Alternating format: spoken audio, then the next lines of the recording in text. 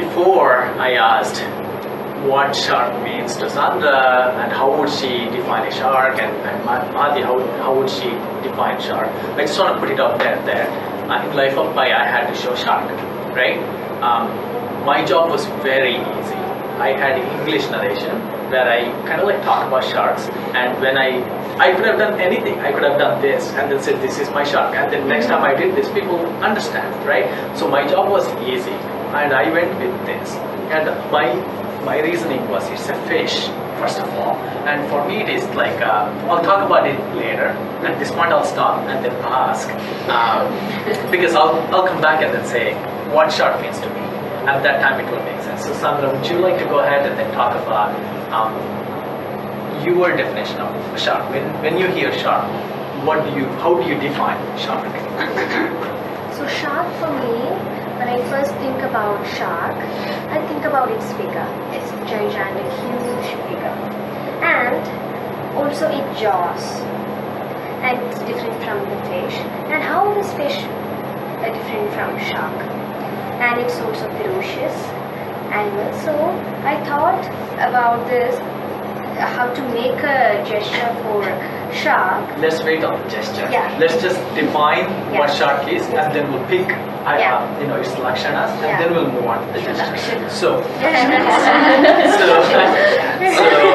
I heard 4 things. One is it's gigantic. It is a fish. It is monstrous. It has jaws. So those are the 4 things I heard. So Mahati, would you like to add anything to this, or is this sufficient in your? Pretty much the same thing. My definition, when I say shark, it's a very childish way I think about sharks actually. Big fish, pointy teeth.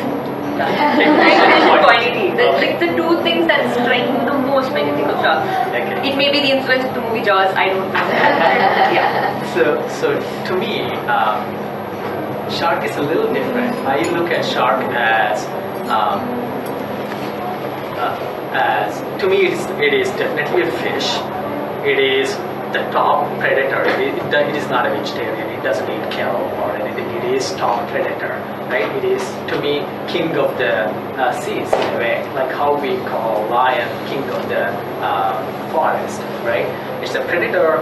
It is a big fish. So and top of the predator. Or top of the food chain. So now it kind of like makes sense, maybe like king of the fish, right? But at this point, I would like to ask Sandra, if you were to show these 4 things, I'm jumping. So out of these 4 things that we identified, my impression is that we would need all these 4, right, to show a shark. Or Mahati, like you said, maybe for you, like just 2, right? Jaws and the teeth and the behemoth fish. So maybe 3 things. How would you show these 4 things in a hasta or series of hastas, either way, and show shark with these 4 lakshanas? Yeah, I'll try. So as I said, I'm just trying to first to bring the figure.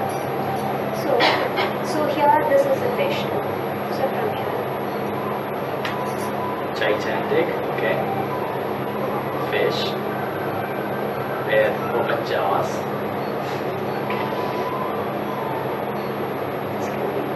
Because for fish, usually we use this movement. And this. But here you can't use that because it's a very huge fish, like a monster. So we can't. That's why I did make a big movement and a little bit ferocious. So you're also showing the ferociousness through eyes and face. Okay. And Mahati, I think you had a very interesting take on this when we were talking about this. Can you show us what you were thinking?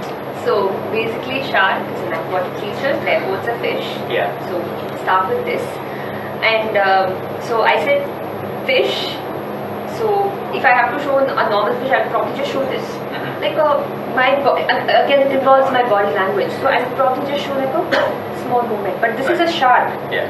I'd probably not hunch. I'd probably not, probably be up straight. And the other thing is, it has teeth, so I'd probably either go for a Tripatakam or a So that's the teeth of the the teeth. Yeah. That would probably. This is interesting to me, both of the approaches, because it is not series of hastas, it's one hasta in both cases, both of your cases. And Shweta? Yeah. I saw you. I saw you doing something very interesting. I need to know your thought on this process. one thing. So for me, shark is Yeah. basically I'm in deep blue ocean like sea one. Yeah, yeah. And that is extreme Fear, fear. So for me, right. shark is shark fin. Yeah. And I think I would concentrate on that fin aspect because fish is fish. Any Nothing is judging up here. yeah, so for Nothing me, is I judging thought up. that was the fin. Fair. But when you said okay, food pyramid, I kind of thought you could. But for me, I was still searching for the fin. So I think the fin would have to play a very big role in my shark. That would be the My shark. Yeah. If you were The sure. Lakshana of the shark. I really like this part. I mean, this or this. But yeah, and that's what it meant. This actually, I thought it was that thing above. I thought that's what I thought. Wow. This actually reminded me very much of the Jaws poster. Yeah. With the shark drawn to the boat and the woman there. I do nursery rhymes. And so these little kids give you an animal, you have to do the animal. And shark came up last week, and fin was again because of Jaws. But I thought of the fin, but because we were using our body, and it was we had the fin, and then the big jaw. But yeah, fin. Yeah, because of the movie, I think. Any comments on this? I have a more philosophical question. So this morning, sir, you mentioned that hasta is not meant to show, but is meant to capture an essence. You mentioned that. And then also we talked a little bit about how hasta should be a way that we who are showing the hasta are communicating what we think to the audience. So in the case of shark, or in the case of racism, for example, is merely showing the emotion or what we associate with shark, fear, or a fin. Is that enough to communicate shark, or do we have to define certain gestures to show that? If we can show that without very much gesture, is gesture even needed in that case? So now you are saying you want to show the fear of shark. You're not really showing the shark, you're showing the fear, right? If you show fear, right? But that is how I'm associating with a shark. So what you're saying, Navya, is when I do a gesture automatically, what I want to project the lakshana of the shark should be fear. That's what I think you're saying. Well, I'm saying if I also haven't thought through this very much, but I'm saying that if my intent is to show what I think about something, and I feel fear, then is it justified to just show fear and to associate that as the shark? That's interesting. My personal opinion, and I'm going to ask all of you guys to answer that too, would be that may not be sufficient. I will be fearful. I'll be crazy in fear when I see a lion, right? So how would you differentiate between shark and lion in that case if the only thing that comes across is fear? So I would say that's probably not enough. What do you guys have? Also there, aren't you extending an assumption, when you start basing it on reaction to a particular thing, you're assuming that everybody resonates with that same response, right? We know people who, love lions and hug them, but so then if my representation of the lion becomes based on fear, then I will not find resonance with the widest audience. Especially because for one thing, they're sharks. We say, oh, they're sharks. No, but they're just sharks. They are mothers like they're actually pretty. I personally know of people, not in India, who had 4 sharks, baby sharks as pets. Yeah. They had a pool and they had sharks and they fed them every day. They were very, very But friendly I with think that. that's a great point, because if you look in the wild, shark is not just one species. Yeah, There are so many different Yeah, species. there Most are- of them are small. Exactly. There are aquatic creatures which could probably kill sharks in like a second. The sharks are probably scared of them. Right. Yeah. So getting any of our what we came up with will not work in that way, Exactly. right? No, they are, if at all, as a formal gesture for certain aquatic beings. There are variants in what they also show. Actually, one of the gestures they do for a fin creature is this. So anything that has a fin. Fin, that large aquatic being. Just cross your pataka this or with this. This becomes a finned creature. One This is is the side fins. So she wants this. We have for dorsal fins. There and are- this and they do this. One is this.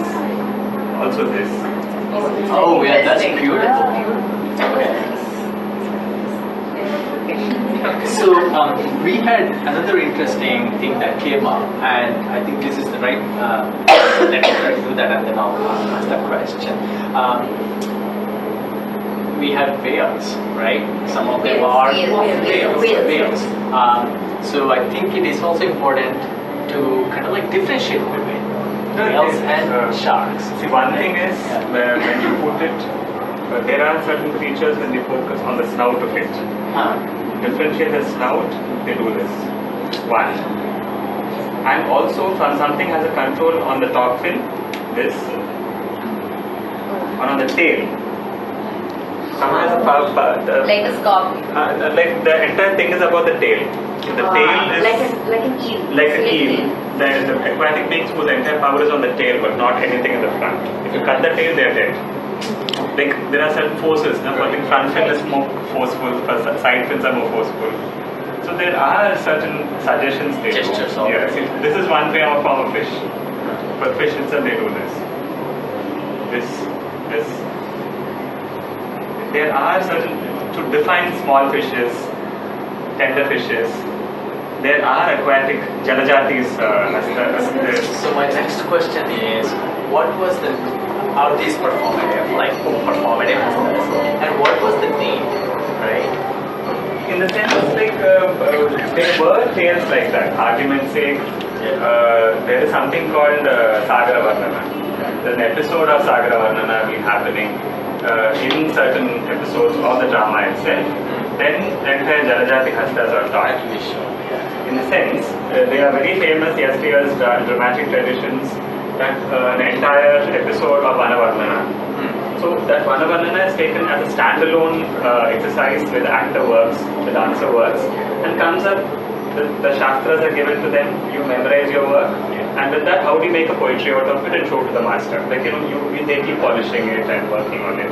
And especially in the Kareli like that.